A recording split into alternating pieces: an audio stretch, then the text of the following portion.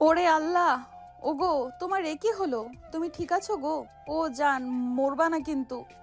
তোমার মতো হ্যান্ডসাম ছেলে মরে গেলে দেশের অবিবাহিত মেয়েদের কি হবে? উফ, জান বলছেন কেন? পাগল নাকি? আগে একটু সাহায্য করেন। আমার পা মনে হয় ভেঙে গেছে। একটুর জন্য বাঁচলাম, না হলে আজ কি বড় বাইক অ্যাক্সিডেন্ট হতো। পানি দিচ্ছি, কিন্তু তার আগে একটা কথা। তোমাকে না আমার হেব্বি লেগেছে, একদম রাজপুত্রের মতো লাগছে। শোনো, তুমি কি আমাকে বিয়ে করবা? তোমার ওই বিপদে আমি পাশে আছি। সারা জীবন থাকতে চাই, বলো কবুল? আকাশ ব্যথার কথা বলে হা করে তাকিয়ে রইল। তার মনে হলো সে বাইক থেকে পড়ে মাথায় চোট পেয়েছে, তাই ভুল শুনছে। পাগল নাকি আপনি? কে আপনি? এখানে আমার মরার অবস্থা, ব্যথায় পা নড়াতে পারছি না। আর আপনি চেনা নাই জানা নাই সাহায্য করতে এসে বিয়ের প্রস্তাব দিচ্ছেন। মস্করা করার জায়গা পান না। আরে মশকরা না, সত্যি বলছি। পরে যদি তোমাকে আর না পাই? আজকাল ভালো পাত্র পাওয়া বড্ড কঠিন। একবার যখন সামনে পেয়েছি, অফারটা দিয়েই দিলাম।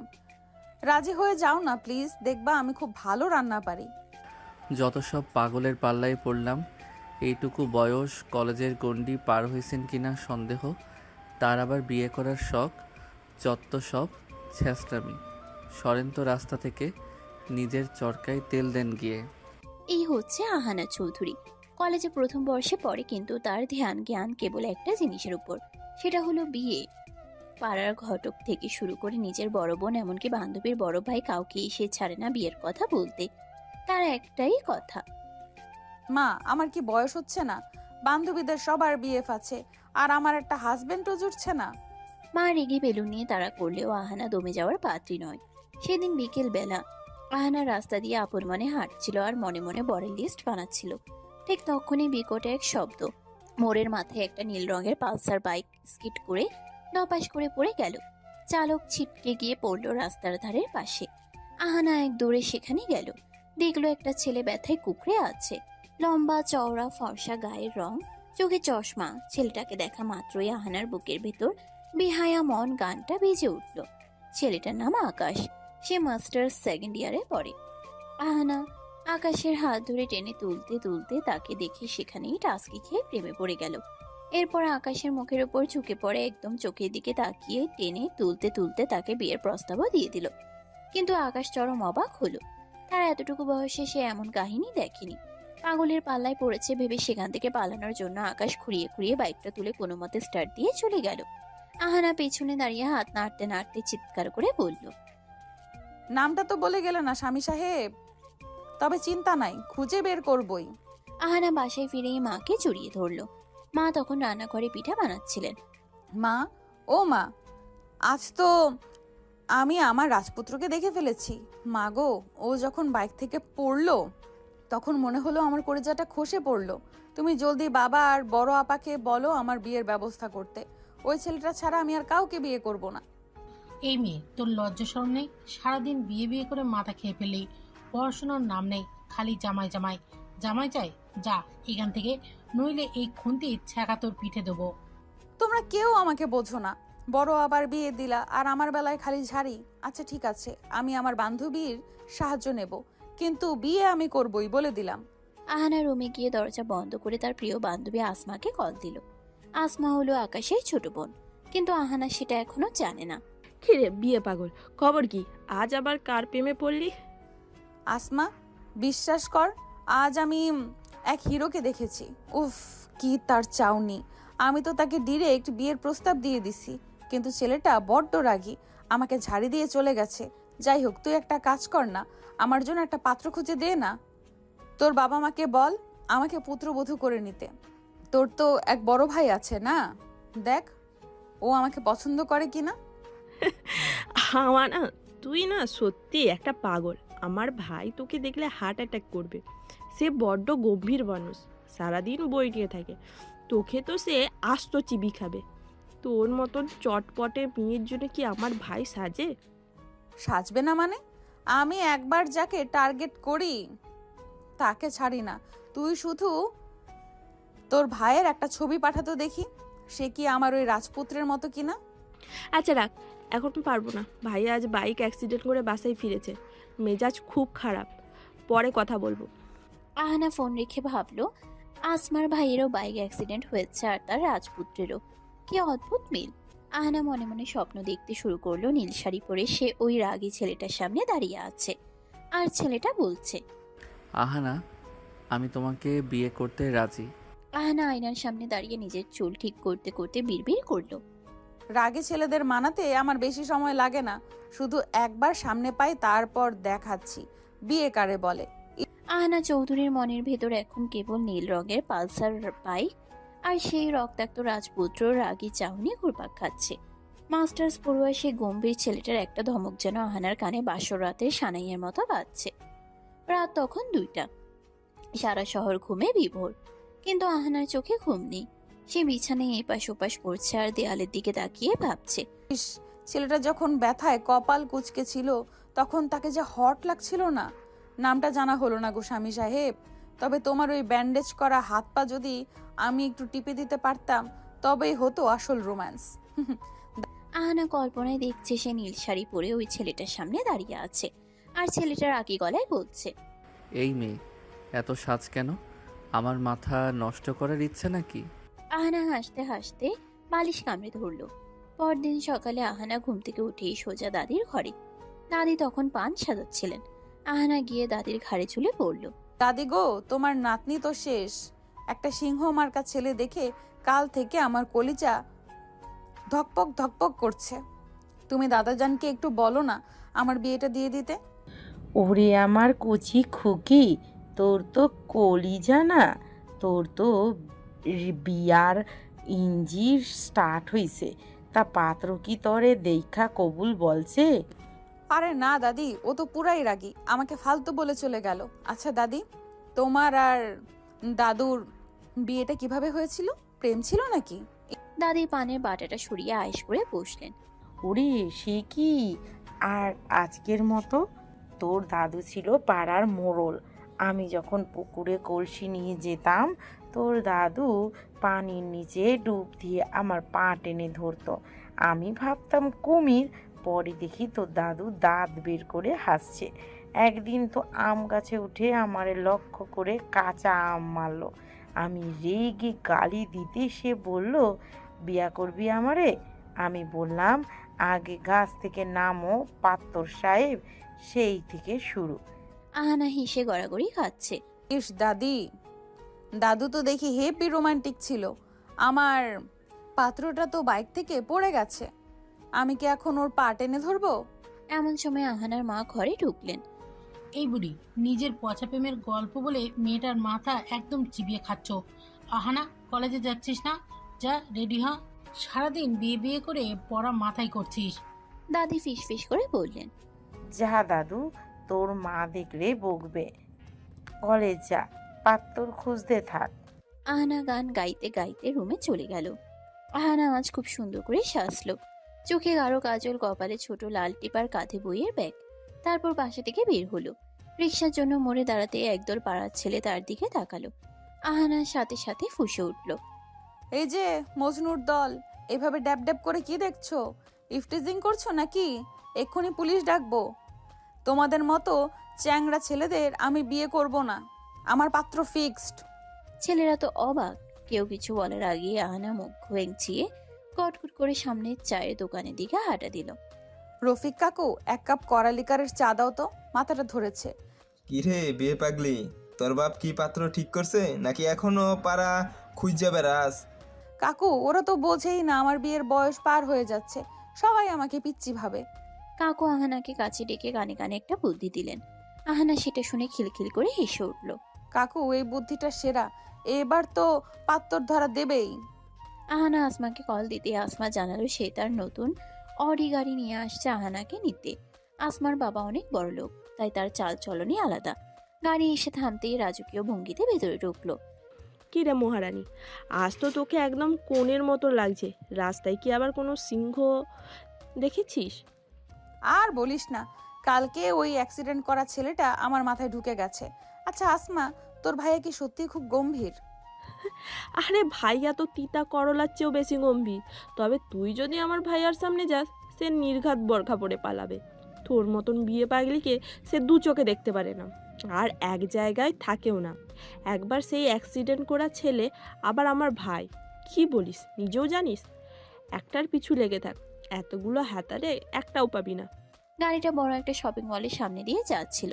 হঠাৎ আহানা জানালার বাইরে তাকিয়ে দেখলো সেই নীল রঙের পালসার বাইক, আর তাতে বসে আছে সেই কালকের ছেলেটা। থামা আসমা, গাড়ি থামা, ওই তো আমার স্বামী। আসমা অবাক হয়ে গাড়ি ব্রেক করলো। তুই এখানে থাক, আমি শপিং মল থেকে আসছি। বলেই আসমা ভেতরে চলে গেল। এদিকে আকাশ একটা শপের সামনে বাইক পার্ক করে হেলমেট খুলছে। হঠাৎ সে দেখলো একটা মেয়ে তার দিকে তাকিয়ে চিৎকার করছে। আকাশ বিরক্ত হয়ে এগিয়ে এলো। সমস্যা কি আপনার? শপিং মলের সামনে চিৎকার করছেন কেন? পাগল নাকি? আরে তুমি তুমি আজ নীল শার্ট পরেছো?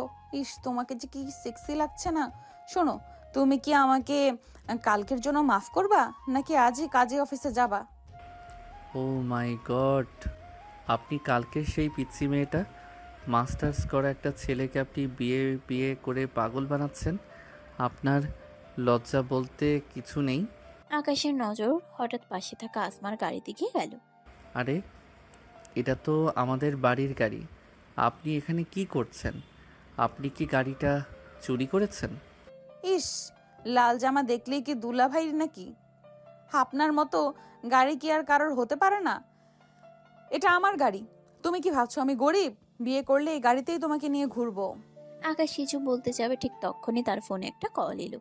সে বিরক্তিতে আহানার দিকে এক পলক তাকিয়ে গটগট করে চলে গেল। আহানা পিছনে তাকিয়ে দীর্ঘশ্বাস ফেলল। কিছুক্ষণ পর আসমা দুই হাতে দুটো বড় বড় আইসক্রিম নিয়ে ফিরে এলো। নেখা, অনেক গরম পড়েছে। কি রে, তোর মন খারাপ কেন? ওই রাজপুত্র কি আবার ধমক দিচ্ছে? চলে গেছে নাকি? হরে আসমা, ও তো আমাকে পাত্তাই দিচ্ছে না, আবার আমাকে পিচ্ছি বলল। আচ্ছা, মাস্টার্স পড়লে কি খুব বড় হয়ে যায়? তোর মতন বিয়ে পাগলকে কেউ পাত্তাও দেবে না। মেয়েরা নিজে বিয়ে করতে চাইলে কেউ দাম দেয় না, বুঝলি? ছেচরা ভাবে মেয়েদের পেছনে ঘুরবে ছেলেরা, মেয়েরা ছেলেদের পেছনে ঘুরে না। এখন মন দিয়ে পড়াশোনা কর, নইলে তো কপালে বিয়ে না, শুধু ঝাড়িই জুটবে। ধুর, তোর লেকচার তোর কাছে রাখ। কেউ ঘুরুক আর না ঘুরুক, আমি ঘুরবো। দুজন আইসক্রিম খেতে খেতে কলেজের দিকে রওনা হলো। আহানা জানালার বাইরে তাকিয়ে বিড়বিড় করলো। সবুর করো স্বামী সাহেব, আসমার গাড়ি দিয়ে তো তোমাকে ইমপ্রেস করলাম। এর পরের বার যখন দেখা হবে তখন সরাসরি কবুল বলাই ছাড়বো। কলেজের গেটে আসমার অডি গাড়িটা থামতেই আহানা রাজকীয় ভঙ্গিতে নামলো। তবে নামার সময় তার ওড়নাটা ব্যাগের চেইনে আটকে গেল। আহানা সেটা ছাড়ানোর নাম নেই, বরং আশেপাশে তাকিয়ে দেখলো কোনো হ্যান্ডসাম ছেলে তাকে উদ্ধার করতে আসে কিনা। কেউ এলো না দেখে সে নিজেই এক হ্যাচকাটানে ওড়নাটা ছাড়িয়ে গজগজ করতে করতে করিডোরে ঢুকলো। করিডোর দিয়ে হাঁটার সময় একদল সিনিয়র ভাই আড্ডা দিচ্ছিল। আহানা তাদের সামনে গিয়ে দাঁড়িয়ে পড়ল। ভাইয়া শোনেন, আপনার যে এই যে প্রতিদিন এখানে দাঁড়িয়ে দাঁত বের করে হাসেন, আপনাদের কি কোনো কাজ নেই? পড়াশোনা শেষ করে একটা চাকরি জোগাড় করেন, তারপরে বিয়ে করে সংসারী হন। বেকার ছেলেদের দিকে তাকাইলে ইদানিং আমার বড্ড মায়া লাগে। ছেলেরা তো আকাশ থেকে পড়ল। কলেজের পিয়ন থেকে প্রিন্সিপাল সবাই জানে এই মেয়েটা হলো অফিসিয়াল বিয়ে পাগলি। কেউ তাকে কিছু বলে না, পাছে আবার তাকিয়ে বিয়ের প্রস্তাব দিয়ে বসে। ক্লাসে গিয়ে আহানা আসমার পাশে বসে ফিসফিস করে বলল, কিরে আসমা, তোর ভাইয়ের পা কেমন আছে? কাল তো বেটা বড্ড ঝাড়ি দিল আমাকে। আচ্ছা, তোর ভাই কি তোর মতোই ফর্সা নাকি একটু কালো? আরে না, ভাইয়া তো মাশাআল্লাহ অনেক সুন্দর, তবে তোর জন্য না রে আহানা। তুই যারে রাস্তায় দেখেছিস ওই বাইক কলার পিছেই থাক। আমার ভাইয়া তোকে দেখলে জ্যান্ত পুঁতে ফেলবে, সে বড্ড গম্ভীর। আহানা মুখ ভেঙচিয়ে বলল, গম্ভীর ছেলেদের হাসাতে আমার 2 মিনিট লাগে। তুই শুধু একবার তোর বাসায় দাওয়াত দে আমাকে। খেয়ে আর কাজ নেই আমার। কলেজ থেকে ফিরে আহানের মেজাজ চরম তুঙ্গে। পথে আসার সময় সে দেখেছে পাড়ার পিচ্চি মিনা, যে কিনা তার চেয়ে বয়সে ছোট, তার বিয়ে ঠিক হয়ে গেছে। অথচ আহানা এত সুন্দরী হয়ে এখনো সিঙ্গেল। এই দুঃখে সে সোজা স্টোররুমে গিয়ে একটা মরিচা ধরা পুরনো করাত খুঁজে বের করলো। অবশ্যই এই বুদ্ধি সেই দোকানি চাওয়ালা কাকুই দিয়েছে তাকে। আহানা তার নিজের ঘরে ঢুকে ভেতর থেকে দরজাটা শক্ত করে লক করে দিল। কিছুক্ষণ পর ঘর থেকে এক অদ্ভুত শব্দ আসতে শুরু করলো। করাতের শব্দ, ঘ্যাস ঘ্যাস ঘ্যাস ঘ্যাস। ড্রয়িং রুমে বসে আহানার বাবা পত্রিকা পড়ছিলেন আর মা চা খাচ্ছিলেন। হঠাৎ শব্দটা শুনে বাবা চমকে উঠলেন। গিন্নি, ঘরে কি ইঁদুর ঢুকেছে নাকি? ফার্নিচার কাটার শব্দ আসছে কোথা থেকে? ওরে আল্লাহ, আহানা তো ঘরে, ও আবার কি সর্বনাশ কাণ্ড করেছে। মা মামা দৌড়ে গিয়ে আহানার দরজায় ধাক্কা দিতে লাগলেন। আহানা, দরজা খোল, ভেতরে কি করছিস তুই? ঘরে কি কাঠগোলা বানালি নাকি? আহানা ভেতর থেকে চিবিয়ে চিবিয়ে বলল, ডিস্টার্ব করবে না, আমি এক অতি গুরুত্বপূর্ণ ইঞ্জিনিয়ারিং কাজ করছি। বিয়ের ব্যবস্থা তো করলেই না, এখন আমাকেই সব সামলাতে হচ্ছে। বাবা ভয় পেয়ে ডুপ্লিকেট চাবি দিয়ে দরজা খুলতেই দুজনের পিলে চমকে উঠল। আহানা মেঝের উপর বসে তার বিশাল ডাবল বেড সেগুন কাঠের খাটের একদিকের পায়া করাত দিয়ে প্রায় অর্ধেক কেটে ফেলেছে। খাটটা একদিকে হেলে গেছে। বাবা মাথায় হাত দিয়ে বলে, এ কি সর্বনাশ! আমার লাখ টাকার খাটটা তুই কাটছিস কেন? পাগল হয়ে গেছিস নাকি? পাগল হব না তো কি হব? এত বড় খাটে কি মানুষ একা ঘুমাতে পারে? একা শুলে আমার ভয় লাগে। তোমরা তো আমাকে বিয়ে দেবে না, পাশে শোয়ার মতো একটা বড় এনে দেবে না, তাই ভাবলাম খাটটা কেটে ছোট করে ফেলি। একা মানুষের জন্য এত বড় খাটের কি দরকার? জায়গা নষ্ট। ছি ছি, তোর লজ্জাশরম কি একদমই গেছে? একটা অবিবাহিত মেয়ে হয়ে তুই এসব কি কথা বলছিস? খাট কাটছিস বরের শোকে? পাড়ার মানুষ জানলে আমাদের মুখ দেখানো যাবে না। আহানা বসা থেকে উঠে দাঁড়িয়ে কোমরে হাত দিয়ে বলে, লজ্জা দিয়ে কি হবে মা? যখন বরই নাই, লজ্জা দিয়ে আর কি সংসার হয়? কত বললাম আমাকে বিয়ে দাও, পাড়ার ওই দাঁত উঁচু মিনাটারও বিয়ে হয়ে গেল, আর আমি রাজকন্যার মতো ঘরে বসে আইবুড়ো হচ্ছি।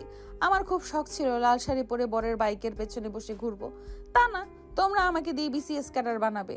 এই ছোট খাটে আর কারো জায়গা হবে না, শুধু আমি শুভ। বাবার আগে আর বিরক্তিতে এক মুহূর্ত না দাঁড়িয়ে ঘর থেকে বেরিয়ে গেলেন। যাওয়ার সময় বিড়বিড় করলেন, এই মেয়েকে যত দ্রুত সম্ভব পার করতে হবে, না হলে একদিন হয়তো ঘরটাই কেটে টুকরো করে ফেলবে।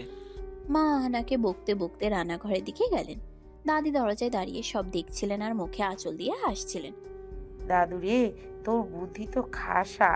খাট ছোট করলে তোর মা বাপের টনক নড়বে। তবে করাতটা রেখে দে, পরের বার বিয়ের পিঁড়ি বানাতে কাজে লাগবে। দাদি গো, একমাত্র তুমিই আমার মনের কথা বোঝো। আচ্ছা দাদি, ওই যে বাইকওয়ালা পাত্তরটা, ও কি আমাকে ভুলেই যাবে? আর আমি কি কাল আসমার বাসায় যাব? আসমার ভাইয়াকে পটিয়ে যদি ওর কোনো খবর পাওয়া যায়? আসমার ভাই ওর খবর দিবে কি করে? আরে আসমার ভাইও বাইকার, বাইকাররা তো বাইকারদের খবর জানবেই। বেশি সাজিস না। আসমার ভাই যদি আবার তোকে পছন্দ করে ফেলে, তবে তো ওই বাইকওয়ালা পাত্তরের কি হবে?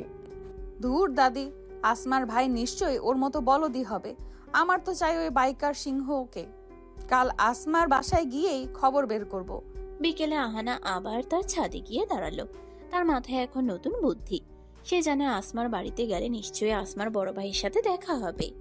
যদিও সে জানে না এই বড় ভাই তার স্বপ্নের বাইকওয়ালা আকাশ। আহানা আসমাকে ফোন দিল। কিরে আসমা, কালকে দাওয়াত কিন্তু পাক্কা, আমি আসছি। আয় বাবা আয়, তবে আমার ভাইয়া কিন্তু বাসায়, একটু সাবধানে থাকিস, ও খুব বদমেজাজি। আরে সমস্যা নেই, তোর ভাইয়াকে আমি আমার আলু ভর্তার গল্প শোনাবো, দেখবি ও আমাকে বোন হিসেবে খুব পছন্দ করবে। তারপর আমি ওকে দিয়ে ওই বাইকওয়ালা ছেলেটার খোঁজ বের করব। সিরিয়াসলি? আলু ভর্তা? তুই পাগল নাকি?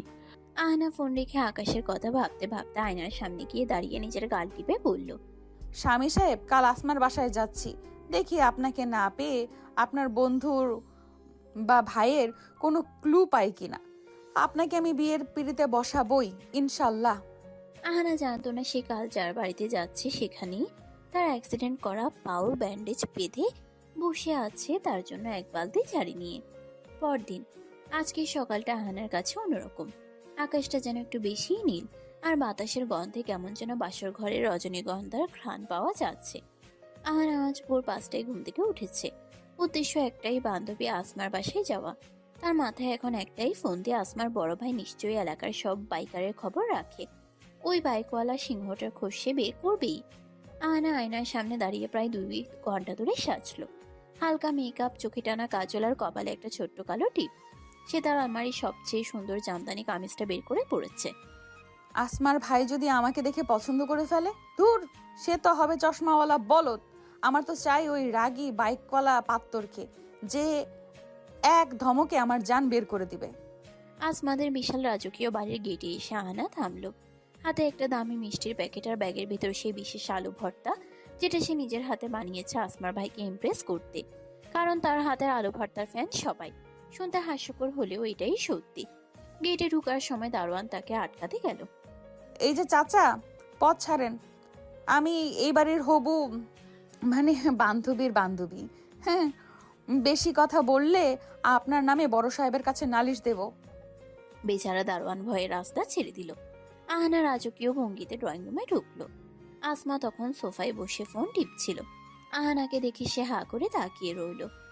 ওরে বাবারে, তুই কি আজ কবুল বলতে আসছিস নাকি? এত সার্চ কেন?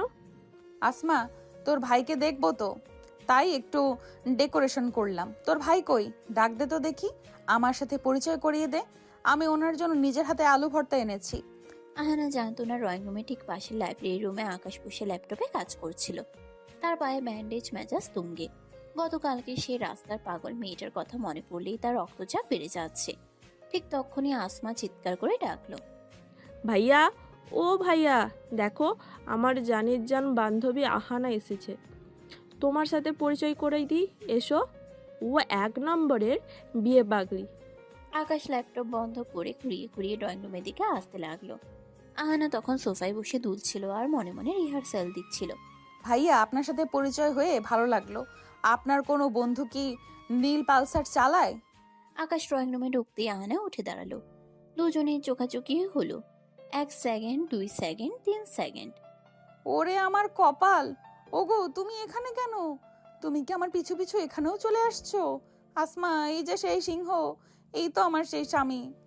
হোয়াট দ্য, আপনি এখানে কি করছেন? আসমা, এই পাগল মেয়েটা কি তোর বান্ধবী? ও মাই গড, আমার কপাল তো একদম পোড়া। আহানা খুশিতে আত্মহারা হয়ে আকাশের দিকে 1 কদম এগিয়ে গেল। আসমা, এই তোর ভাই? ওরে আল্লাহ, এ তো দেখি মেঘনা চাইতেই বৃষ্টি। আমি যাকে খুঁজতেছি সে তো তোর ঘরে ব্যান্ডেজ বেঁধে বসে আছে। ওগো স্বামী সাহেব, তুমি কাল বললে না কেন যে তুমি আসমার ভাই? আমি তো কালই তোমার সাথে চলে আসতাম। Stop it, just shut up. Asma, তুই এই মেয়েকে এখনই বিদায় কর। পরশু রাস্তায় আমাকে অ্যাক্সিডেন্ট অবস্থায় পেয়ে বিয়ের প্রস্তাব দিচ্ছে। গতকাল শপিং মলের সামনে টিচ করেছে, আজ বাসায় এসে হাজির। তাই তো বলি, গাড়িটা চেনা চেনা কেন লেগেছে? তুই কি কোনো মানসিক হাসপাতাল থেকে একে ধরে আনছিস? ভাইয়া, তুই কি এই আহানার কথাই বলেছিলি যে রাস্তায় তোকে ছেঁচড়ামি করেছে? ওরে আল্লাহ, আমি তো জানতামই না তোরা অলরেডি পরিচিতি। আহানা মোটেও দমে যাওয়ার পাত্রী নয়। সে তার ব্যাগের ভেতর থেকে বাটি বের করে আকাশের সামনে ধরলো। ওগো, রাগ করো না তো। এই দেখো, তোমার জন্য নিজের হাতে আলু ভর্তা বানিয়ে আনছি। খাও তো দেখি। খেলে দেখবা মাথা একদম ঠান্ডা হয়ে গেছে। রাগলে তোমাকে একদম কার্টুনের মতো লাগে, কিন্তু এখন মনে হচ্ছে তুমি আমার সত্যিকারের বরের মতো রাগ করছো। কি চাওনি? উফ, আমি তো ফিদা। আকাশ বাটিটা একপাশে সরিয়ে দিয়ে বলল, আপনার আলু ভর্তা আপনি খান। আপনি কি জানেন আমি মাস্টার্স ফাইনাল ইয়ারের স্টুডেন্ট? আপনার মতো এইটুকু বাচ্চা মেয়েকে আমি বিয়ে করব? পড়াশোনা করেন গিয়ে, পুতুল খেলেন যত সব। বাচ্চা মানে কি? ফার্স্ট ইয়ারে পড়ি, ভোটার আইডি কার্ড আছে আমার, আর বিয়ের বয়সও হয়েছে বলেই তো ঘাট কেটে ছোট করছি কাল। তুমি রাজি না হলে আমি তোমার এই ড্রয়িং রুমের সোফাও কেটে অর্ধেক করে দেব। আমি নাছর বান্দা। আকাশ ললাটে হাত দিয়ে সোফায় ধপ করে বসে পড়ল। তার পায়ের ব্যথার চেয়ে এখন মাথার ব্যথা বেশি হচ্ছে। আসমা, একে নিয়ে যা এখান থেকে, না হলে আমি আজই বাসা ছেড়ে পালাবো।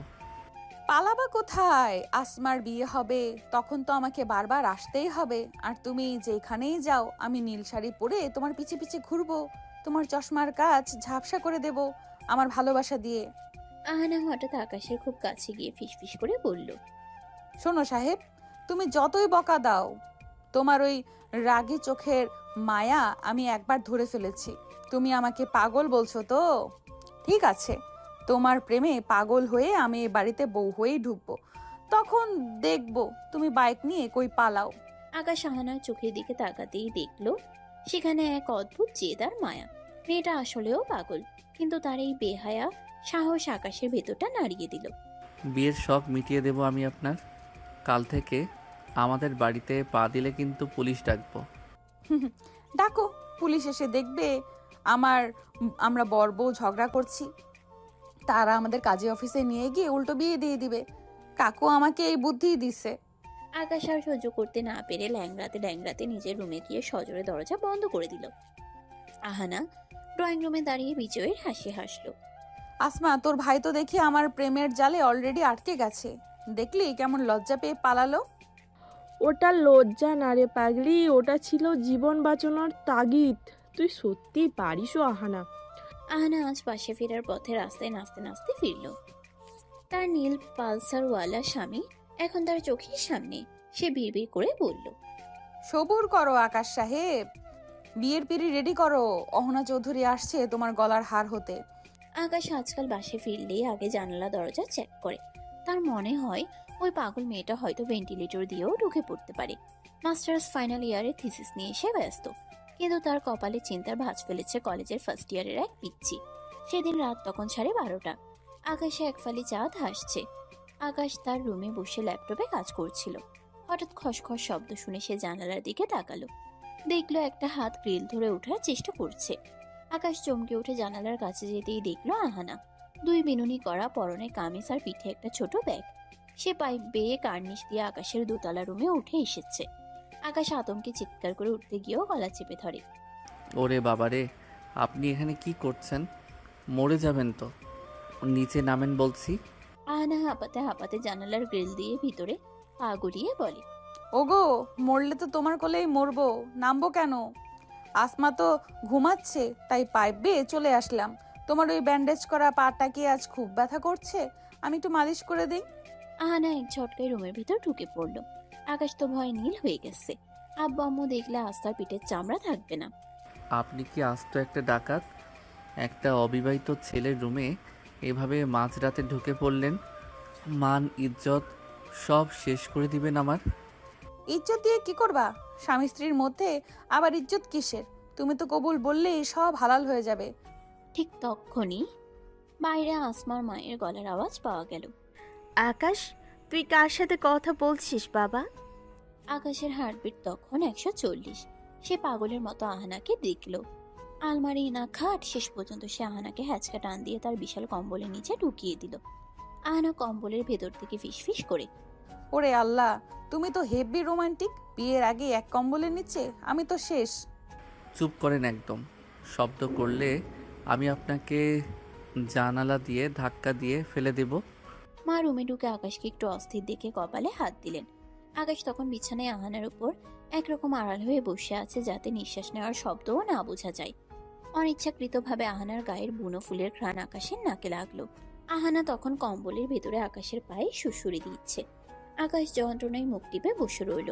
মা চলে যেতেই আকাশ কম্বল সরিয়ে আহানাকে টেনে তুলল। বের হন, এখনই বের হন।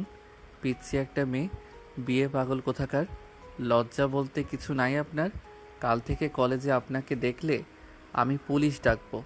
আহানা হাসতে হাসতে জানলার দিকে গিয়ে বলে, বকা দিলেও তো আমাকে আগলে রাখলে, এইটাই তো ভালোবাসা স্বামী সাহেব। আসছি, টাটা। পরদিন কলেজে আহানা নতুন কাণ্ড করলো। সে আকাশের ডিপার্টমেন্টের সামনে গিয়ে দাঁড়িয়ে রইল।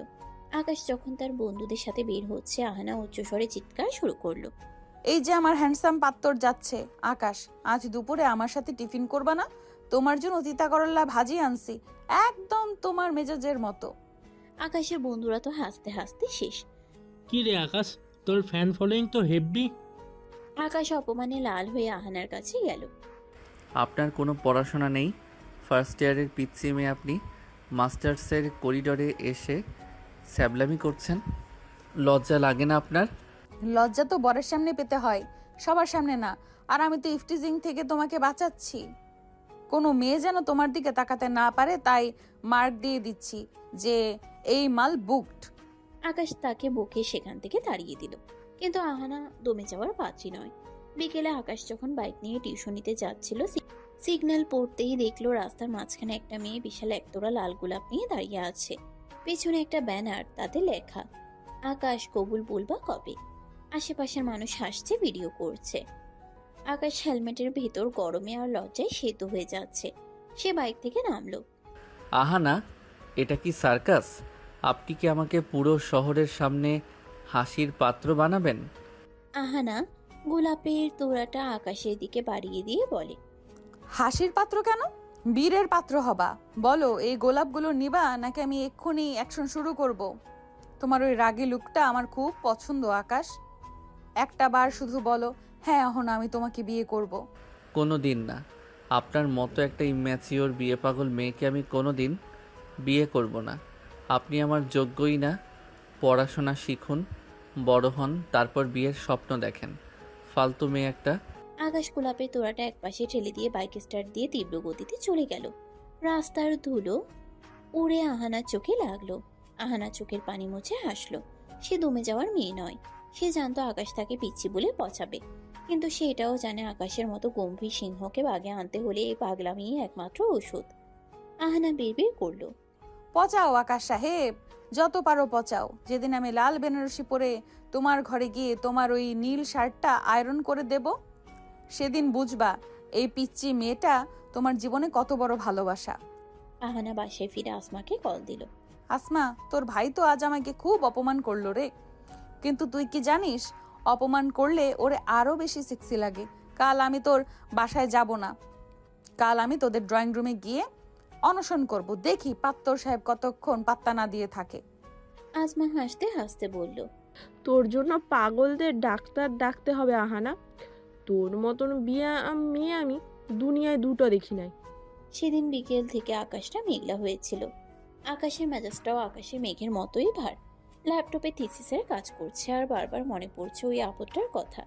হুটহাট কোত্থেকে যে উদয় হয়। ঠিক তখনই বাইরে ঝমঝমিয়ে বৃষ্টি শুরু হলো।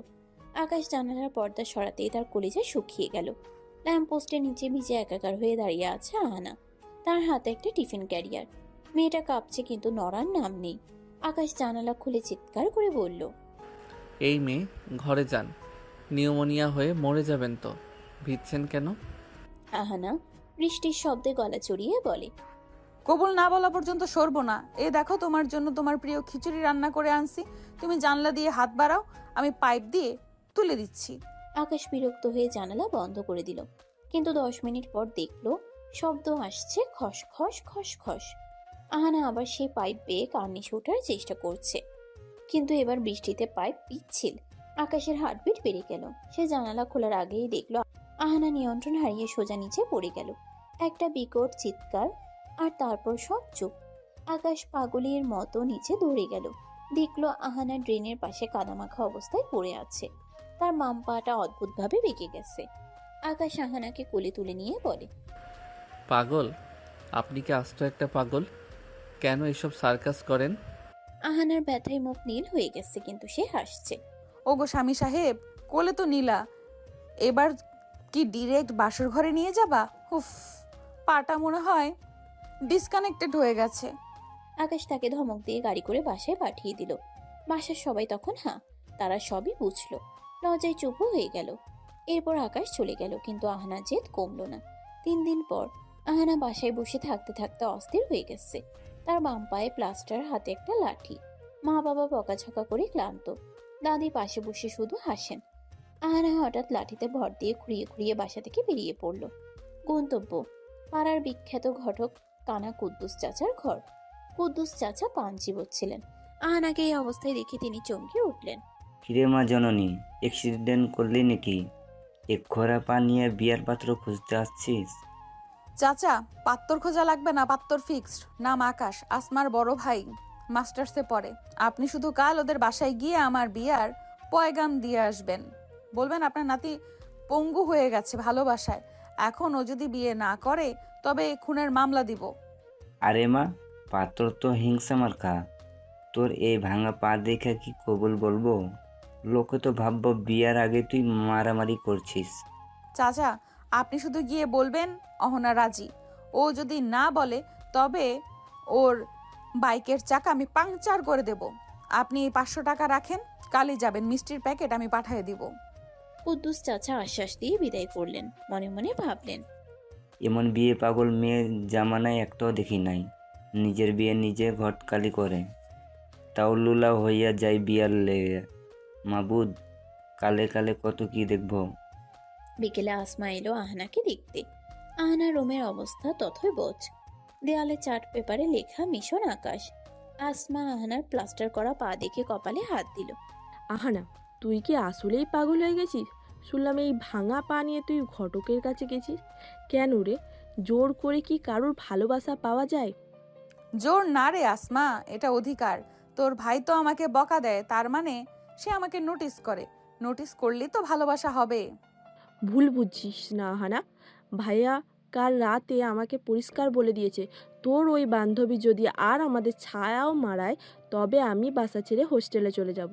সে তোকে ঘৃণা করে না ঠিকই, কিন্তু সে তোকে পছন্দও করে না।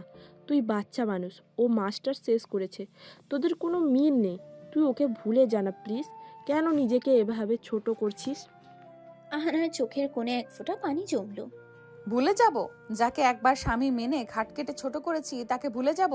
আসমা, তোর ভাই যদি আমাকে রিজেক্ট করে তবে আমি আমরণ অনশন করব, কিন্তু তাকে আমি ছাড়ছি না। দেখিস, এই ঘোড়া পা নিয়েই আমি একদিন তোদের বাড়িতে আলতা মাখিয়ে ঢুকবো। আসমা আর কিছু বলতে পারলো না। সে বুঝলো আহানার এই পাগলামে এখন আর হাসি পর্যায়ে নেই, এটা একরকম নেশা হয়ে গেছে। আসমা চলে যাওয়ার পর আহানা লাঠিটা হাতে নিয়ে আয়নার সামনে দাঁড়ালো। নিজের ফ্যাকাশে মুখটা দেখে সে বিড়বিড় করলো, আকাশ সাহেব, আসমা বলছে তুমি আমাকে পছন্দ করো না। ঠিক আছে, পছন্দ করার দরকার নেই, তুমি শুধু আমাকে বিয়ে করো, তারপর দেখবা এই পিচ্চি মেয়েটা কিভাবে তোমার জীবনের অক্সিজেন হয়ে যায়। খোড়া পা নিয়ে যদি তোমার কার্নিশে উঠতে পারি তবে এই জীবন নিয়ে তোমার হৃদয়েও জায়গা করে নেব। কাল ঘটক চাচা যাক, তারপর দেখি তোমার তেজ কত। আহানা বিছানায় শুয়ে পড়ল। ব্যথায় পা টনটন করছে, কিন্তু মনের কোণে আকাশে সেই রাগী চাহনিটা ভেসে উঠতেই সে সব ব্যথা ভুলে গেল। কিন্তু সে জানতো না কাল কুদ্দুস ঘটক যখন আকাশের বাবার সামনে বিয়ের প্রস্তাব দেবে তখন এক বিশাল ঝড় উঠতে যাচ্ছে চৌধুরী বাড়িতে। সেদিন রাতটা ছিল আহানার জন্য এক অগ্নি পরীক্ষা। দেয়াল টপকে আকাশের রুমে ঢোকার সময় যে পাটা মস্কে গিয়েছিল সেটা এখন রীতিমতো ফুলে ঢোল। ডাক্তার এসে প্লাস্টার করে দিয়ে গেছে আর কড়া নির্দেশ দিয়েছে। 1 মাস বিছানা থেকে নড়া যাবে না। কিন্তু আহানা কি আর ঘরে বসে থাকার মেয়ে? তার মাথায় তখন ঘুরছে অন্য চিন্তা। আহানা বিছানায় শুয়ে ফিসফিস করে দাদিকে বলল, দাদি গো, পা ভাঙছে তো কি হয়েছে? মন তো আর ভাঙে নাই।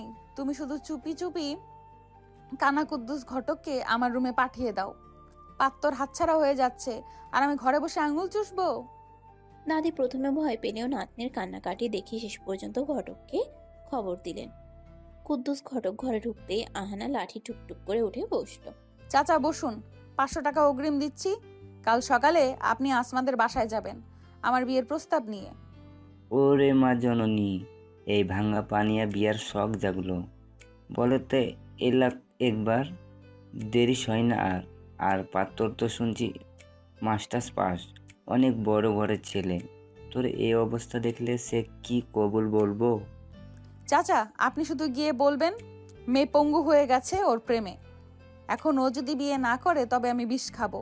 আর বলবেন অহনা খুব ভালো আলু ভর্তা বানাতে পারে আর সারাদিন ওকে বিনোদন দেবে। যান চাচা, কালই যাবেন। ঘটক চাচা দোটানে থাকলেও টাকার লোভে রাজি হয়ে গেলেন। সকালেই টাকা পেল, আবার এখন মনে মনে ভাবলেন এই মেয়েকে পাগলা গারদে না পাঠিয়ে পাত্তরের গলায় ঝুলালে পাত্তরের জীবন তো তেজপাতা হয়ে যাবে। পরদিন সকালে আসমাদের ড্রয়িং রুমে বিশাল ঝড় উঠল। আকাশ তখন নাস্তা করছিল আর তার বাবা পত্রিকা পড়ছিলেন। কুদ্দুস ঘটক কাছুমাছু হয়ে ভিতরে ঢুকলেন। আরে কুদ্দুস, এত সকালে কি মনে করে? কার বিয়ের খবর আনলে? বড় সাহেব, খবরটা একটু অন্যরকম। পাড়ার আহানা মেয়েটা আছে না, ওই যে আসমার বান্ধবী, ও তো আপনার ছেলেকে এক নজর দেখেই ফিদা। মেয়েটা এখন পা ভেঙে বিছানায় পড়ে আছে শুধু আপনার ছেলের বিরহে। ও চায় আপনার ছেলের সাথে ওর বিয়ে হোক। আকাশের বাবার হাত থেকে চায়ের কাপটা টেবিলে পড়ে গেল। আকাশ তো রাগে আর লজ্জায় নিজের চশমাটা খুলে ফেলল। কুদ্দুস, তুমি কি পাগল হয়ে গেছো? আসমার বান্ধবী মানে তো ও বাচ্চার মতো। আমার বড় ছেলে মাস্টার্স শেষ করেছে, আর তার জন্য ওই বিয়ে পাগল মেয়ের প্রস্তাব আনলে? ও তো আস্ত একটা বেয়াদব। কাল রাস্তায় নাকি আকাশকে বিরক্ত করেছে। খবরদার কুদ্দুস, এই প্রস্তাব নিয়ে আর কোনোদিন এই চৌকাটে পা রাখবে না। আমাদের মান সম্মান কি একদম সস্তা? আকাশের বাবা রেগে ঘর থেকে বেরিয়ে গেলেন। আকাশ তখন রাগে কাঁপতে কাঁপতে আসমাকে ডাকলো। আসমা, তোর ওই বান্ধবীকে বলে দিস, ও যদি আর কোনো দিন আমাদের নাম মুখে নেয় তবে আমি ওর নামে থানায় জিডি করব। এইটুকু মেয়ে, পড়াশোনার নাম নাই, সারাদিন বিয়ে বিয়ে করে নাটক করছে। ছি। বিকেলে আসমা এলো আহানাকে দেখতে। আহানা রুমে ঢুকে সে দেখলো আহানা ভাঙা পানি ডায়েরিতে আকাশের নাম লিখছে। আসমা দীর্ঘশ্বাস ফেলে পাশে বসলো। আহানা, তুই কি আসলেই পাগল হয়েছিস? তুই ঘটক পাঠিয়েছিস আমাদের বাসায় কেন রে? জোর করে কি কারোর ভালোবাসা পাওয়া যায়? জোর না রে আসমা, আমি ওকে ভালোবাসি, তা ওনারা রাজি হয়েছে। রাজি হওয়া তো দূরের কথা, আব্বু যা তা বলে গালাগালি করেছে, আর ভাইয়া তো পরিষ্কার বলে দিচ্ছে তুই যদি আর কোনোদিন বিরক্ত করিস তবে সে পুলিশ ডাকবে। আসমা চলে যাওয়ার পর আহানার পাগলামি অন্য মাত্রায় চলে গেল। সে রাত 12টার দিকে ফোন হাতে নিল। আকাশের নাম্বার সে জোগাড় করেছে আসমার ফোন থেকে চুপি চুপি। সে আকাশকে সমানে মেসেজ দিতে শুরু করলো। মেসেজ দেখ। ও গো স্বামী সাহেব, ঘুম আসছো? আমি তো তোমার রাগী লুকটা মনে করে বালিশ কামড়ে ধরছি। আমার পাটা খুব ব্যথা করছে, তুমি কি একবার এসে একটু ফু দিয়ে দিবা? বাবা রাজি না হলে কি হয়েছে, আমরা দুজন মিলে পালিয়ে বিয়ে করব। ব্যাগ গুছিয়ে রাখো। আকাশ ল্যাপটপে কাজ করছিল, বারবার ফোনের নোটিফিকেশন দেখে সে মেজাজ হারিয়ে ফেললো। ফোনটা হাতে নিয়ে আহানার মেসেজগুলো পড়তেই তার পিত্তি জ্বলে উঠল। সে সাথে সাথে কল দিল আহানাকে। আপনার কি কাণ্ডজ্ঞান বলতে কিছু নেই? রাত 12টার সময় আমাকে মেসেজ দিয়ে ফাইজলামি করছেন। পড়াশোনা করেন গিয়ে, কেন আপনি আমার জীবনটাকে নরক বানাচ্ছেন? ওরে বাবা, তুমি ফোন দিচ্ছ? আমি তো খুশিতে এক্ষুনি নাচতাম, কিন্তু পাটা তো ভাঙা। শোনো না, তুমি রাগলে তো তোমার ভুরু দুটো কুচকে যায়, তখন তোমাকে যা সেক্সি লাগে না, আহারে। আপনি একটা অসুস্থ মেয়ে, আপনাকে পাগলা গারদে পাঠানো উচিত। এরপর যদি আপনি আমাকে একটা মেসেজও দেন তবে আমি আপনার বাসায় গিয়ে আপনার বাবাকে সব দেখাবো, মনে রাখবেন। আকাশ ফোনটা কেটে দিয়ে নাম্বার ব্লক করে দিল, কিন্তু আহানা দমে গেল না। সে অন্য একটা সিম কার্ড বের করে হাসলো। ব্লক করবা? করো সাহেব। এই অহনা চৌধুরী যত দিন বাঁচবে তোমার ফোনের মেমোরি আর হার্ড দুটোই ফুল করে রাখবে। আহানা আবার কল করলো, কিন্তু আকাশও বুঝে ফেললো, তাই সেই নাম্বারটাও ব্লক করে দিল। আহানা কেবল মুচকি হাসলো। সকাল 10টা, মাস্টার শেষ বর্ষের ভাইবা চলছে আকাশের। আকাশ এমনিতে মেধাবী ছাত্র, কিন্তু গত কয়েকদিন ধরে আহানার পাগলামিতে তার মাথায় যেন ওই পোকা ঢুকেছে। সে যখন গটগট করে করিডোর দিয়ে হাঁটছিল, হঠাৎ দেখলো ডিপার্টমেন্টের সিঁড়ির মুখে এক বিশাল জটলা। সবাই হাসাহাসি করছে আর ভিডিও করছে। আকাশ ভিড় ঠেলে সামনে যেতেই তার পায়ের তলার মাটি যেন সরে গেল। সিঁড়ির ঠিক মাঝখানে একটা প্লাস্টিকের টুল নিয়ে বসে আছে আহানা। তার এক পা প্লাস্টার করা, হাতে একটা লাঠি, পাশে একটা বড় সাইনবোর্ড যাতে লেখা, আকাশ তোমার হবু বউ এখানে পঙ্গু হয়ে বসে আছে, একবার দেখা না দিলে আমি সিঁড়ি থেকে লাফ দেব। আকাশ চোখ মুখ লাল করে চিৎকার করে। আহানা, এটা কি হচ্ছে? আপনি কি আমাকে পুরো ইউনিভার্সিটির সামনে জ্যান্ত কবর দিতে চান? ওগো আসছো? দেখো, তোমার জন্য আমি এই ঘোড়া পা নিয়ে 3 তলায় উঠেছি। সবাই আমাকে দেখছে, হিংসা করছে। তুমি শুধু একটাবার কবুল বলো, আমি এক্ষুনি বাড়ি চলে যাব। আকাশ দাঁত কিরমির করে আহানার সামনে ঝুঁকে পড়ে। কবুল? আপনাকে? মরে গেলেও না। আপনি কি জানেন আপনার এই স্যাবলামির জন্য আমার ক্যারিয়ার শেষ হতে পারে? লজ্জা লাগে না আপনার? এইটুকু একটা মেয়ে বিয়ে পাগল হয়ে পথে পথে ঘুরছেন। আপনার বাবা মা কি আপনাকে এই শিক্ষা দিয়েছে? ছি। আহানা মোটেও দমে গেল না। সে আকাশের শার্টের হাতা খপ করে ধরে ফেলল। শিক্ষা দিয়ে কি হবে যখন মনের মানুষই কথা শোনে না? তুমি যত অপমান করবা করো, আমি জানি তুমি মনে মনে আমাকেই ভালোবাসো, না হলে ওই দিন কম্বলের নিচে লুকিয়ে রাখতে না। আকাশের ধৈর্যের বাদ এবার পুরোপুরি ভেঙে গেল। সে আঁচকা টানে আহানার হাতটা সরিয়ে দিল। আহানা ভারসাম্য সামলাতে না পেরে সিঁড়ির উপর পড়ে গেল। তার ক্রাশটা ছিটকে দূরে গিয়ে পড়ল। আপনার মতো সস্তা আর নির্লজ্জ মেয়ে আমি জীবনে দেখি নাই। আপনি ভালোবাসার মানে বোঝেন না, আপনি বোঝেন শুধু জেদ। আপনি আমার যোগ্য তো দূরের কথা, আমার পায়ের ধুলার সমানও না। আজ থেকে যদি আপনি আমার ছায়া মারান তবে আমি আপনার নামে এমন এক অ্যাকশন নেব যে আপনার পুরো পরিবারকে এই শহর ছাড়তে হবে। Get out. আকাশ এক মুহূর্ত না তাকিয়ে হনহনিয়ে ভেতরে চলে গেল। ক্যাম্পাসের শত শত ছেলে মেয়ে আহানার দিকে তাকিয়ে ফিসফাস করছিল। আহানা ব্যথায় কোকিয়ে উঠল, কিন্তু তার চেয়েও বেশি ব্যথা পেল হৃদয়ে। তবে সেই ব্যথা কান্নায় রূপ নিল না, নিল এক ভয়ঙ্কর জেদে। বাসে ফিরতে আসমা খবর শুনে দ্রুত আসলো। আহানাকে দেখে চিৎকার করে উঠল। আহানার প্লাস্টার ফেটে গেছে, কপাল দিয়ে রক্ত পড়ছে। তুই কি আসলেও পাগল?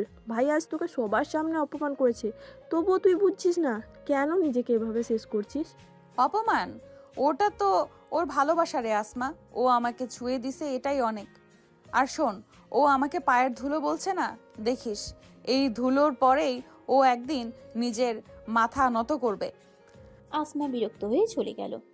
আহানা কিছুক্ষণ পর এক অদ্ভুত কাণ্ড করল। সে আকাশের এক গাদা ছবি প্রিন্ট করে সারা রুমে টাঙিয়ে দিল। এমনকি ডাইনিং টেবিলের পাশেও একটা ছবি রাখলো। তার বাবা মা তো রেগে আগুন। অহনা, এই ছবিগুলো সরাবি নাকি বল? আমরা কি মান সম্মান নিয়ে বাঁচবো না? ওই ছেলে তোকে চিনে না, জানে না, পাত্তাই দিচ্ছে না, আর তুই ওই ছবি নিয়ে ঘর সাজাচ্ছিস? বাবা, তোমরা কেন বোঝো না? আকাশ আমার অক্সিজেন। ও আমাকে বিয়ে না করলে আমার দম বন্ধ হয়ে আমি মরে যাব। তোমরা রাজি হও না কেন?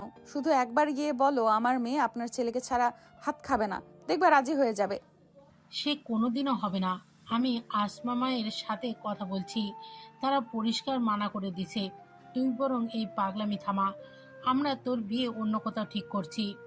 আহানা শোনা মাত্রই ঘর থেকে দৌড়ে রান্নাঘরে গিয়ে বটি হাতে নিল। বিয়ে অন্য কোথাও ঠিক করলে আমি নিজের গলা কেটে ফেলবো, হয় আকাশ না হয় কবরস্থান, বলে দিলাম। আহানার বাবা মা দৌড়ে এসে বটি সরিয়ে কোনো মতে ওকে থামায়। দুজনেই চিন্তায় পড়ে যায় একে নিয়ে কি করবে এবার। রাতে আহানা আবার আকাশের অন্য একটা নাম্বারে মেসেজ দিল। ব্লক হওয়ার ভয়ে সে এবার অন্য ফোন দিয়ে করলো। সে একটা ভিডিও মেসেজ পাঠালো, যেখানে সে রেল লাইনের ধারে দাঁড়িয়ে আছে। ভিডিওতে আহানা বলছে, আকাশ সাহেব, তুমি আমাকে অপমান করছো তো? ঠিক আছে, কাল সকালে সূর্য যদি আমি না দেখি তবে বুঝবা আমি তোমার অপমান সইতে না পেরে রেল লাইনে মাথা দিচ্ছি। মরার সময় শুধু তোমার নামটা বলে যাব। টাটা স্বামী সাহেব।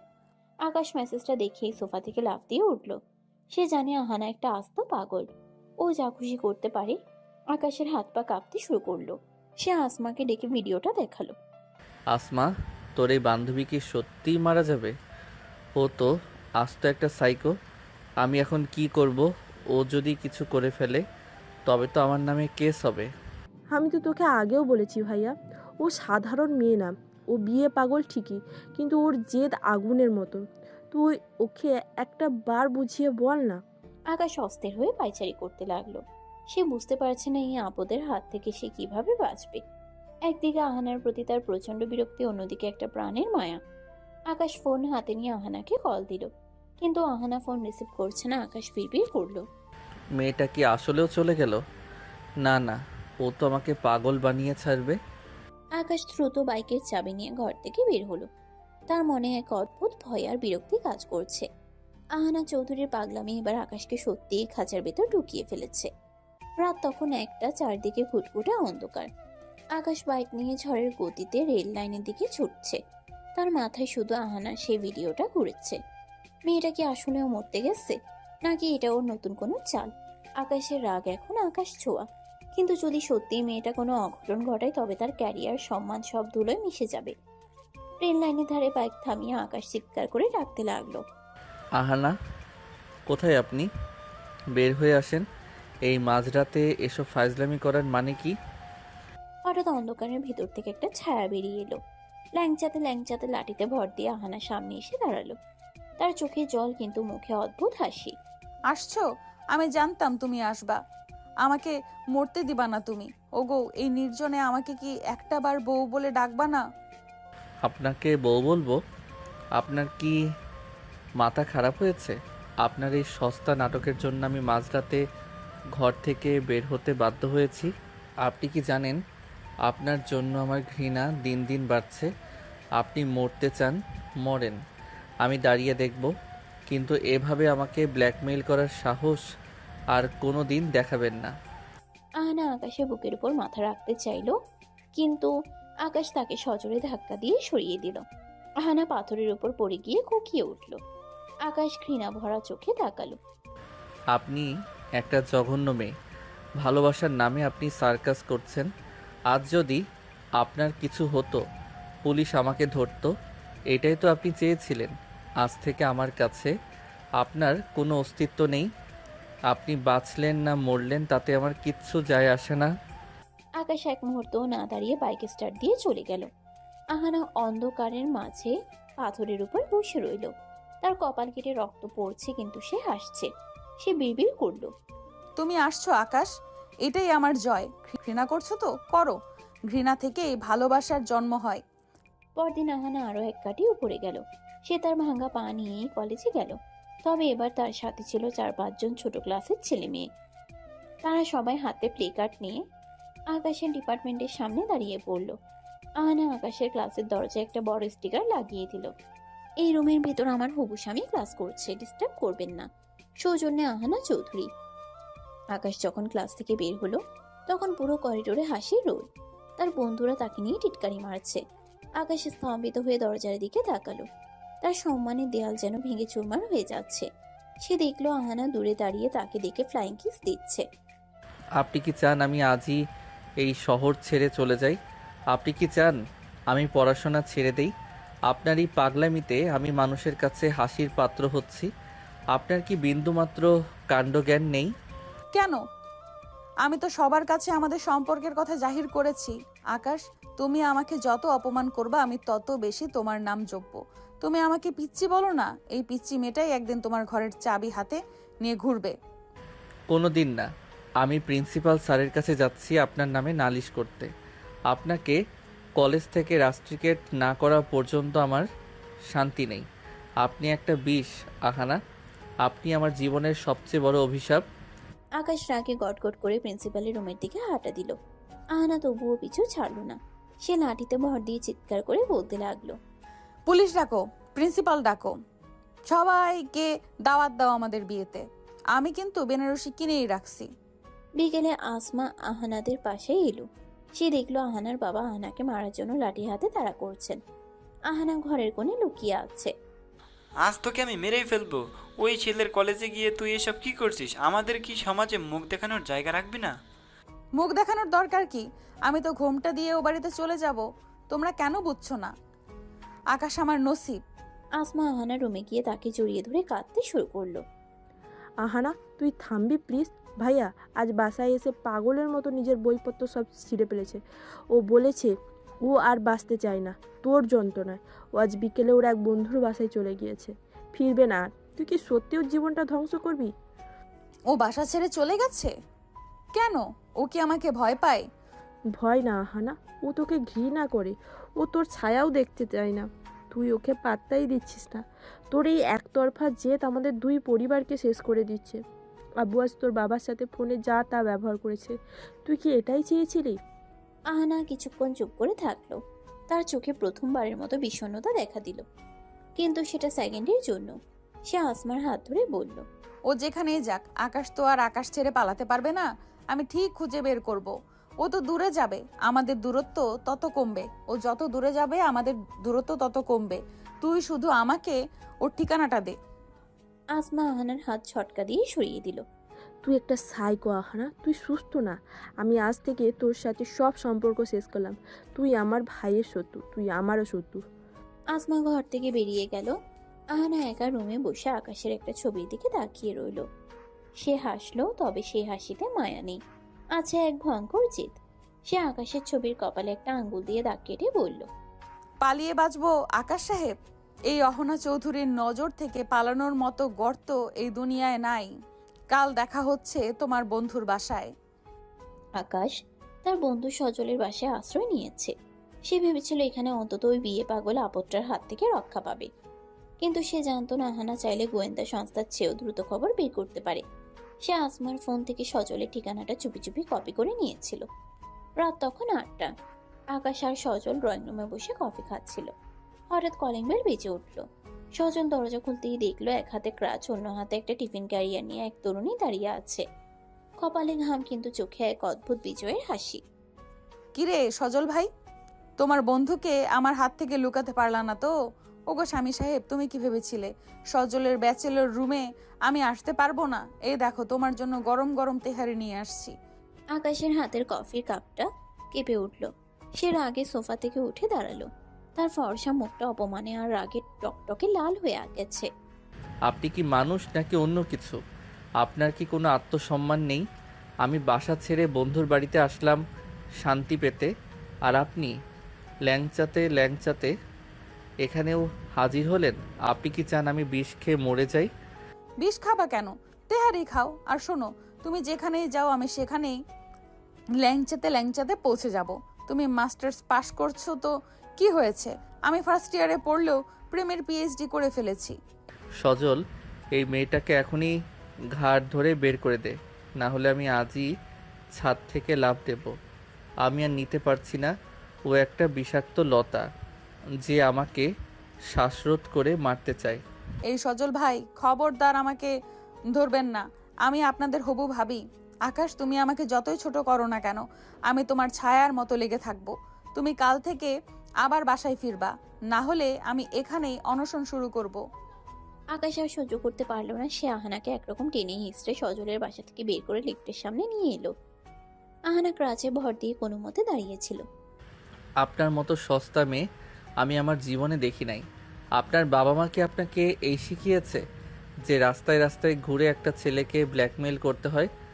আপনার মতো মেয়েকে যদি আমি বিয়ে করি তবে আমার বংশের ইজ্জত ধুলোয় মিশে যাবে। আপনি একটা ডাস্টবিনের আবর্জনা যে আমি দু পায়ে মারিয়ে চলে যেতে চাই। ঘৃণা করি আপনাকে আহানা, ঘৃণা করি।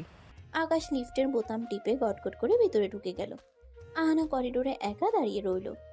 আকাশের আবর্জনার শব্দটা তার কানে তীরের মতো বিঁধল, কিন্তু তার জেদ কমল না।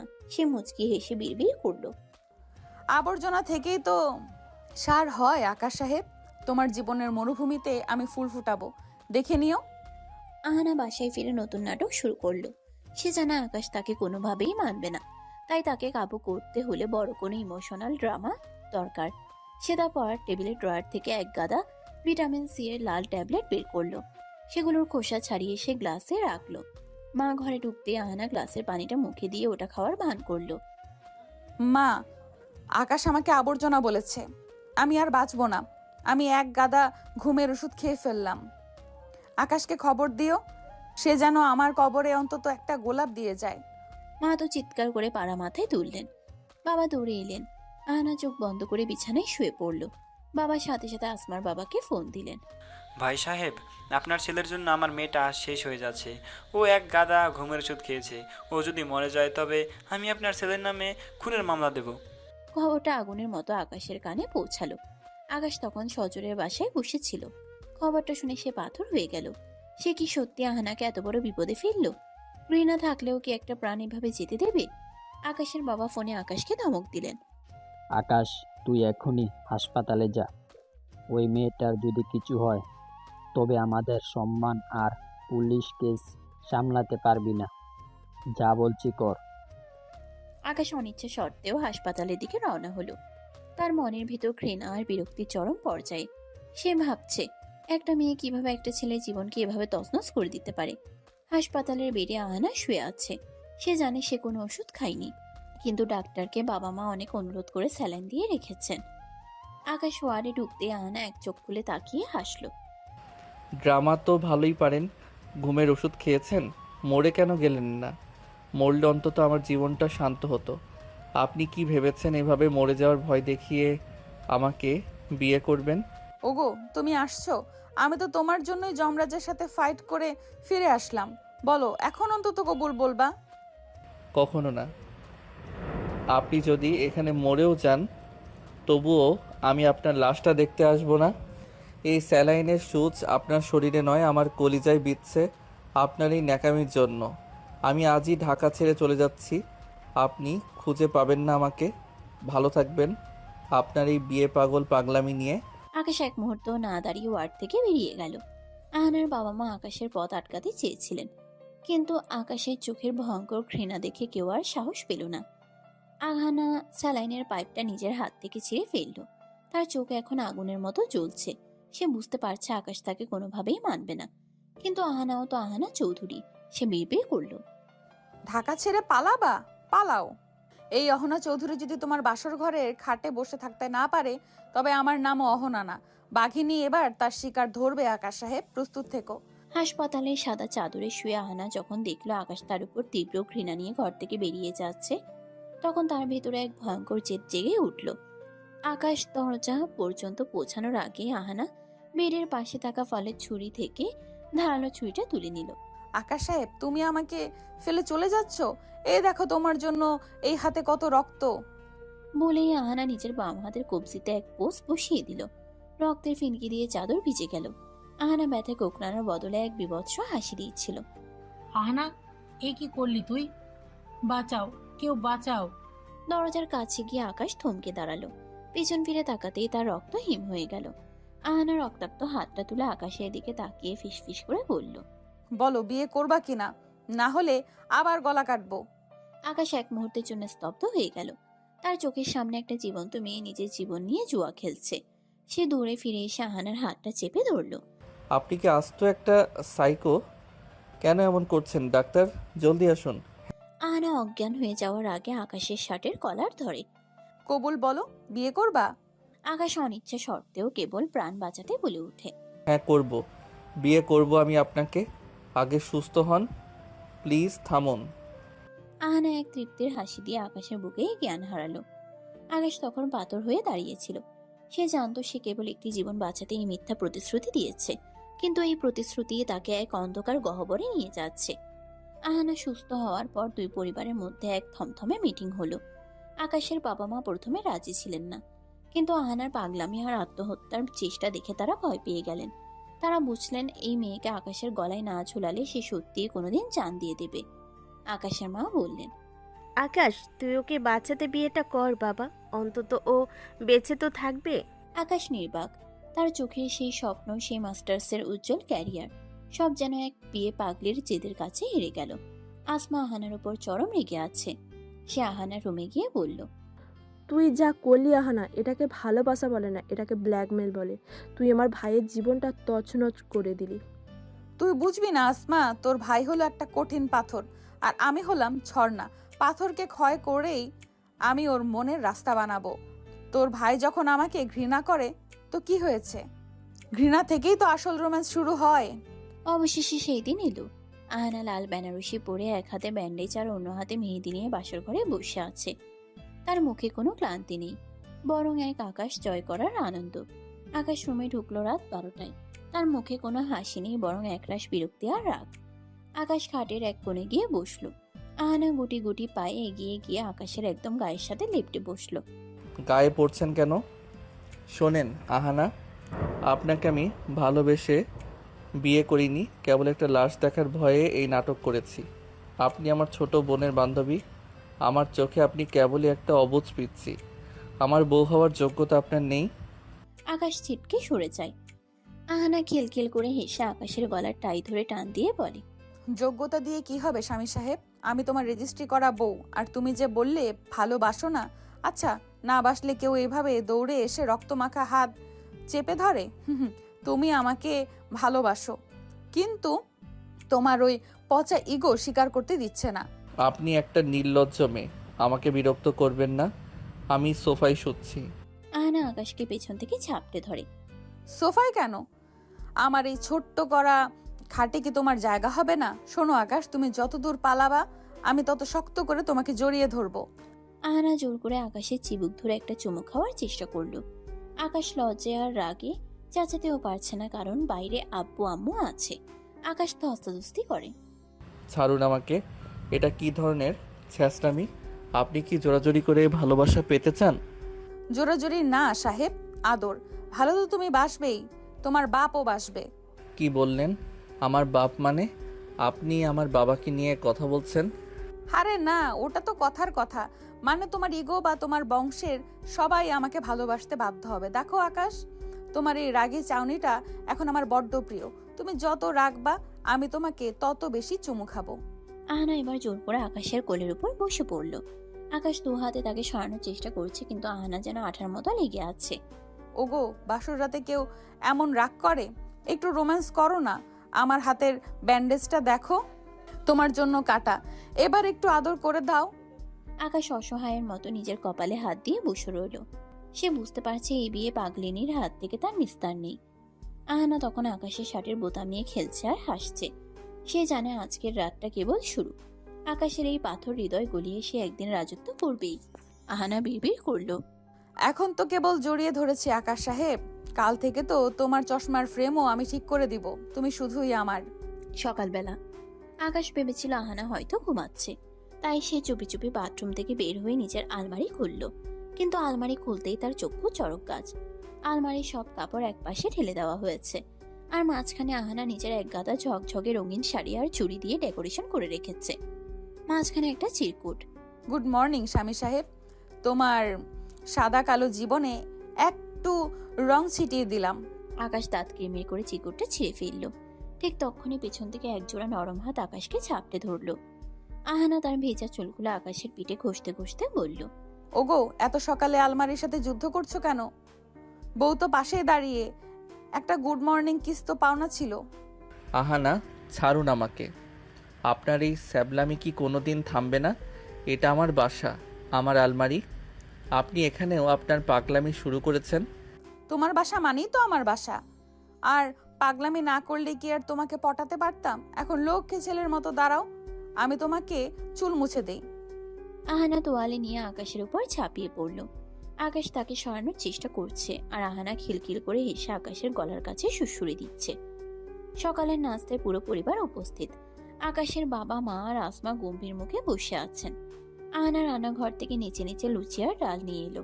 তার পরনে একটা টকটকে লাল শাড়ি, হাতের ইঞ্জিন করা গাছের চুড়ি। আহানা শ্বশুরের পাতে 4টা লুচি দিয়ে বলে, আব্বু একদম গরম গরম, খেয়ে দেখেন, আপনার আম্মার হাতের চেয়েও ভালো হয়েছে। আমি সকালে 2টার বেশি লুচি খাই না আহানা, আর বড়দের সাথে কথা বলার সময় একটু ধীরস্থির হতে হয়। তুমি তো দেখছি সারা ঘর দৌড়াদৌড়ি করছো। আব্বু, আমি তো এই বাসার কনিষ্ঠ বউ, আমি না দৌড়ালে বাসাটা কি জ্যান্ত মনে হবে? আসমা, মুখটা বাংলার পাঁচের মতো করে রাখছিস কেন? তোর ভাইকে আমি আজ থেকে অফিসে যেতে দেব না, ও শুধু আমার সাথে বসে গল্প করবে। আসমা চামচটা ধপ করে রেখে দিল। আহানা, এটা তোর বাবার বাড়ি না। ভাইয়ার পড়াশোনা আছে, ক্যারিয়ার আছে, তুই কি ওকে সারা জীবন ঘরবন্দি করে রাখতে চাইছিস? আহানা আকাশের দিকে তাকিয়ে চোখ মেরে বলে, ক্যারিয়ার দিয়ে কি হবে আসমা? আমি তোর বড় ক্যারিয়ার, কি বলো ওগো? আকাশ নাস্তা না করে টেবিল থেকে উঠে গেল। সে বুঝতে পারছে এই মেয়ের সাথে তর্কে জেতা অসম্ভব। আকাশ যখন ব্যাগ নিয়ে দরজার কাছে গেল, আহানা এক দৌড়ে সেখানে হাজির। সবার সামনে এসে আকাশের টাই ধরে নিজের দিকে টেনে আনলো। আহানা, আব্বু আম্মু দাঁড়িয়ে আছে, ছাড়ুন। আহানা সবার সামনে আকাশের কপালে একটা শব্দ করে চুমু দিয়ে বলে, অফিস থেকে ফেরার সময় আমার জন্য 1 প্যাকেট নীল চুড়ি আর ডজনখানেক চকলেট নিয়ে আসবা, না আনলে কিন্তু আমি তোমার অফিসের নিচে গিয়ে অনশন শুরু করব। আকাশ লজ্জায় আর অপমানে মাথা নিচু করে বাসা থেকে বেরিয়ে গেল। পেছনে আসমা আর তার মা আগে গজগজ করতে লাগলেন। তাদের আদরের শান্ত ছেলেটাকে এই মেয়েটা যেন পুরো ভেড়া বানিয়ে ছাড়ছে। আকাশ অফিসে বসে একটা সিরিয়াস মিটিং করছিল। হঠাৎ তার ফোনে একটা ভিডিও কল এলো, আহানার কল। আকাশ রিসিভ করতেই দেখলো আহানা বাথটাবে বসে আছে, কিন্তু সে চুলে শ্যাম্পু মাখছে আর গান গাইছে। ওগো, দেখো তো শ্যাম্পুটা কি তোমার পছন্দ?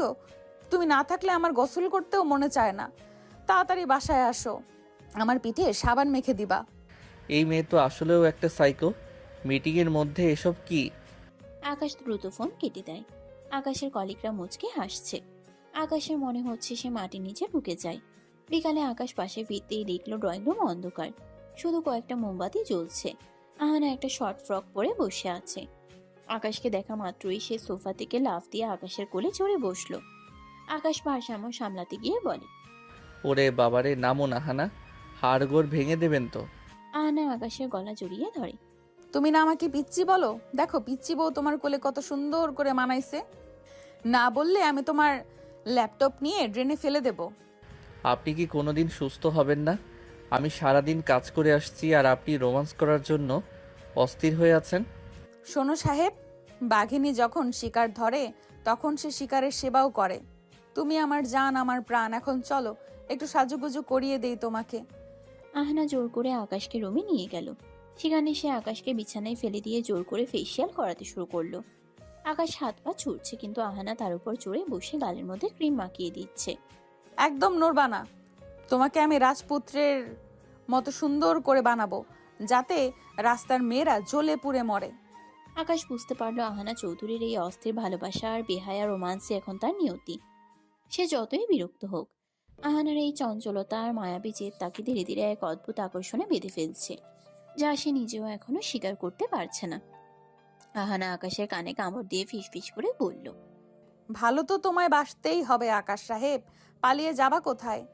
রাত তখন গভীর, সারা বাড়ি নিস্তব্ধ। আকাশ ঘুমানোর চেষ্টা করছে খাটের একদম শেষ প্রান্তে গিয়ে, যেন আহানার শরীরের একটু স্পর্শও তাকে না লাগে।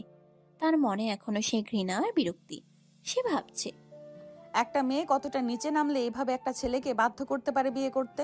হঠাৎ সে অনুভব করলো এক জোড়া তপ্ত হাত তার খালি পিঠে সর্পিল গতিতে বিচরণ করছে। আহানা তার পাতলা সুতি শাড়িটা সরিয়ে আকাশের একদম গায়ের সাথে মিশে এলো। তার ভেজা চুলের সুঘ্রাণ আর শরীরের রোম আকাশের স্নায়ু অবশ করে দিচ্ছে। আকাশ দাঁত কিরমির করে, আহানা, ওপাশে সরুন। আপনাকে বলেছি না আমাকে টাচ করবেন না, আমাদের মাঝে কোনো শারীরিক সম্পর্ক হবে না। আহানা আকাশের কানে কামড় দিয়ে ফিসফিস করে, কেন হবে না গো? আমি কি তোমার প্রতিবেশী যে দূরে থাকবো? আমি তোমার বউ, আর তুমি যত বারণ করবে আমি তত বেশি তোমার ওই শক্ত বুকটাতে মুখ লুকাতে ইচ্ছে করবে। আহানা এবার এক ঝটকায় আকাশের উপর উঠে বসলো। তার খোলা চোল আকাশের মুখে বুকে আছড়ে পড়ছে। আকাশের শ্বাসকষ্ট শুরু হলো। সে দু হাতে আহানাকে সরিয়ে দেওয়ার চেষ্টা করলো, কিন্তু আহানা আজ বেপরোয়া। সে আকাশের দুই হাত চেপে ধরে বিছানায় গেঁথে ফেললো। আপনি কি রেপ করবেন আমাকে? ছাড়ুন বলছি। আপনার এই জবরদস্তি আমার ঘৃণা আরো বাড়িয়ে দিচ্ছে। আহানা আকাশের ঠোঁটে নিজের ঠোঁট ছুঁয়ে দেয়। ঘৃণা করতে দাও, আমি জানি তোমার শরীর এখন অন্য কথা বলছে। তোমার এই ধকধকানি কি আমি শুনতে পাচ্ছি না? আহানা এবার আকাশের শার্টের বোতামগুলো একের পর এক খুলতে শুরু করলো।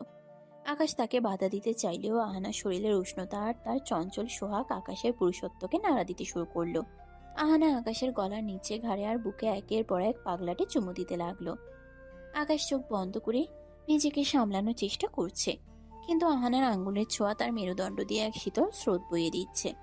আহানা এবার আকাশের কানের লতিতে জিভ দিয়ে সুড়সুড়ে দিয়ে বলল, বড় বড় কথা বলো না আকাশ সাহেব।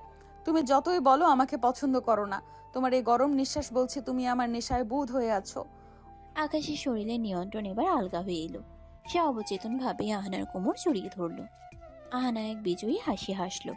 সে জানতো এই পাথরের দেয়াল ভাঙতে তাকে আগুনের মতো উত্তপ্ত হতে হবে। ঘরটা এখন কেবল দুজনের নিঃশ্বাসের শব্দে ভারী হয়ে উঠেছে।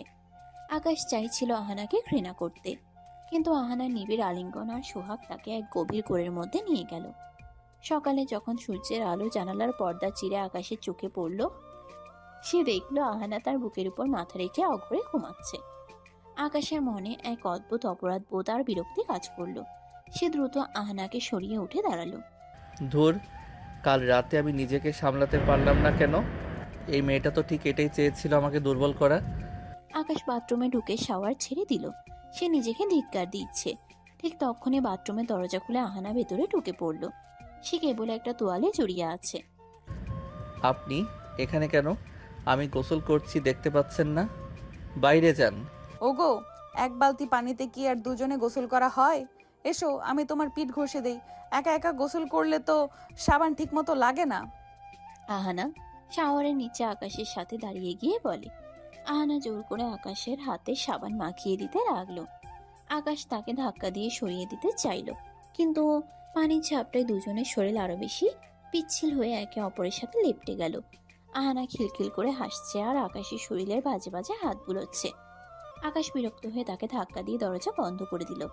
আহানা তখনও বাইরে দাঁড়িয়ে খিলখিল করে হাসছে। ড্রয়িং রুমে নাস্তা করার সময় আহানা আজ আরো বেশি চঞ্চল। সে আসমার পাশে গিয়ে বসলো।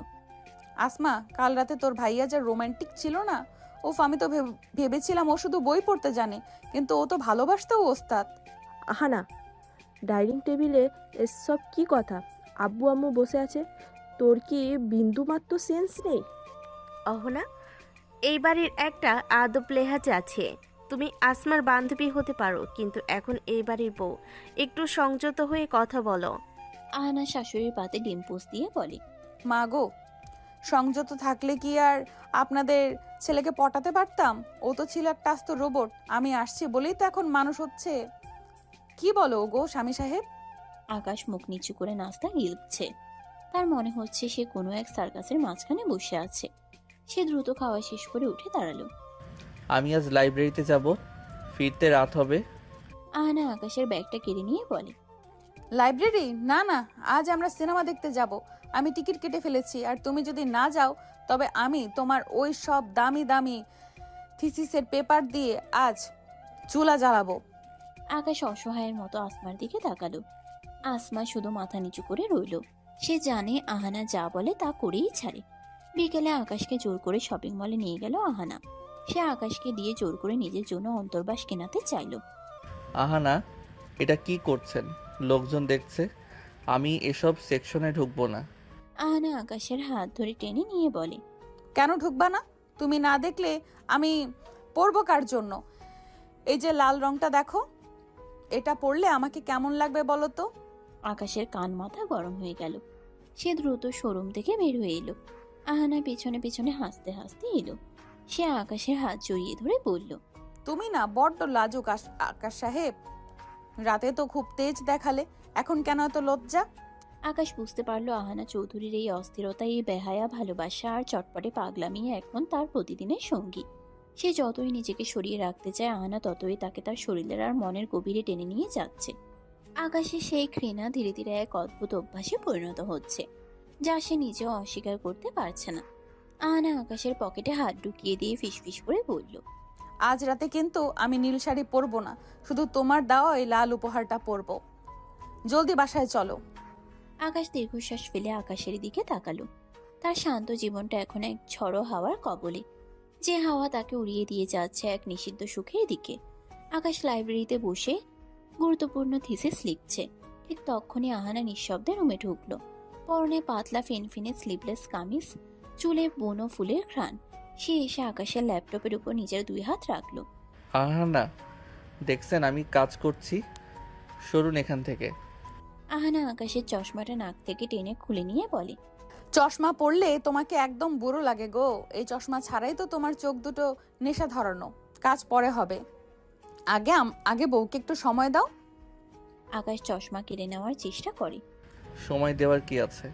24 ঘন্টা তো গায়ের উপর পড়ে থাকেন, লজ্জা লাগে না আপনার?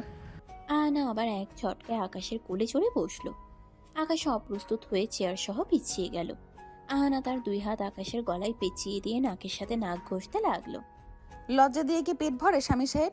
এই যে তোমার বুকটা ধকধক করছে, এটা কি আমার জন্য না বলো তো? কাল রাতে যখন আমি তোমার ঘাড়ে কামড় দিলাম, তখন কেন তুমি আমাকে সরিয়ে দাওনি?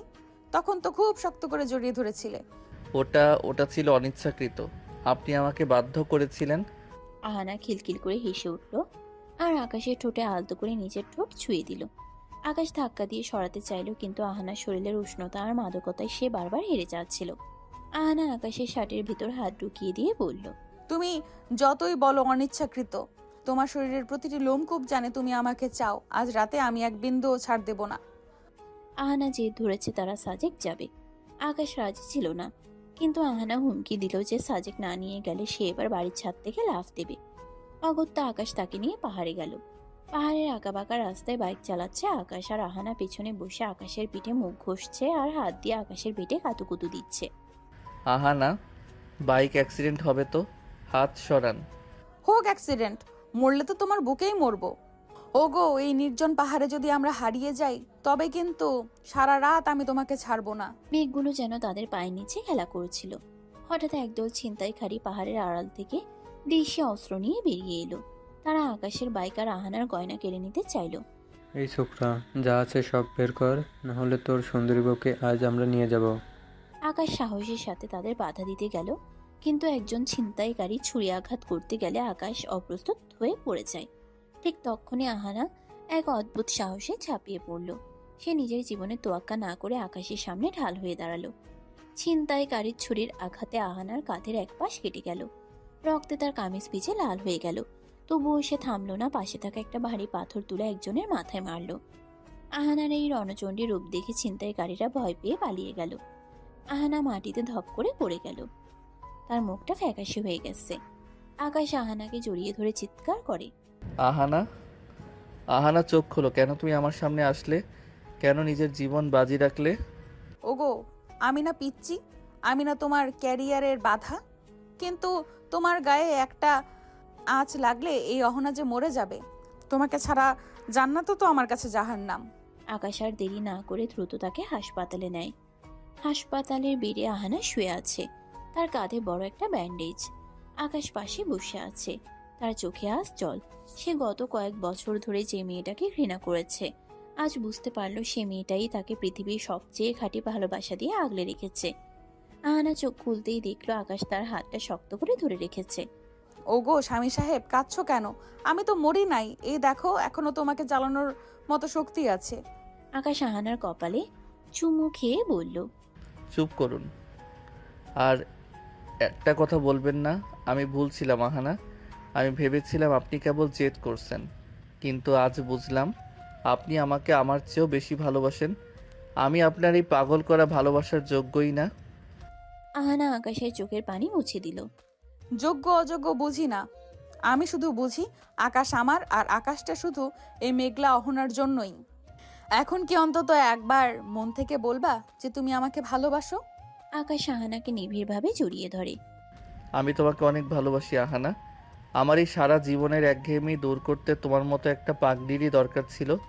আমি হার মেনেছি তোমার ভালোবাসার কাছে। আহানা বিজয়ের হাসি হাসলো। সে জানতো এই দিনটা আসবেই।